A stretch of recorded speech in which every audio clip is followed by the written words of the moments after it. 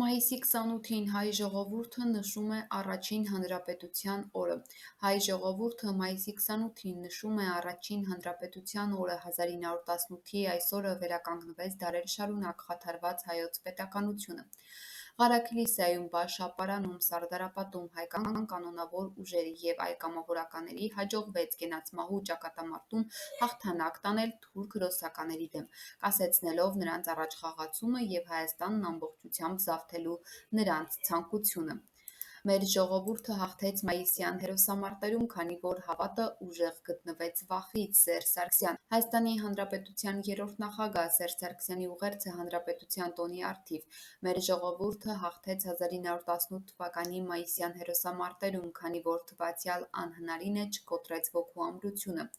Հաղթանակը չխոստացավ ամեն տեսակ ռացիոնալ հաշվարկներ պարտվելին արժանապատիվ ապրելու աներեր կամքին։ Հավատը ուժեղ գտնվեց վախից։ Ազատատենչությունը հաղթեց հոռետեսությանը։ Ազգային պատասխանատվությունը բարձր դասվեց հարմարվողականությունից։ Մեծ նպատակն ավելի կարևոր համարվեց, քան անձնական ապահովությունը։ Ազատությունն ու անկախությունը մնացին կենսական, ոչ թե բանակցելի արժեք։ Եվ վերջապես, ժամանակավոր կորուստները չդարձան պարտության հետ հարմարվելու պատճառ, այլ մղիչ ուժ շարունակելու պայքարը։ Եվ մայիսյան հաղթական հերոսամարտերը դարձան իրողություն։ Հավերժ փառք բոլոր այն հայրենիներին, ովքեր կերտեցին մայիսի 28-ը, փառք ու պատիվ հայրենիքի նվիրյալ զավակներին, ովքեր բոլոր ժամանակներում հավատով ու վճռականությամբ պայքարել և հաղթանակել են կռվել։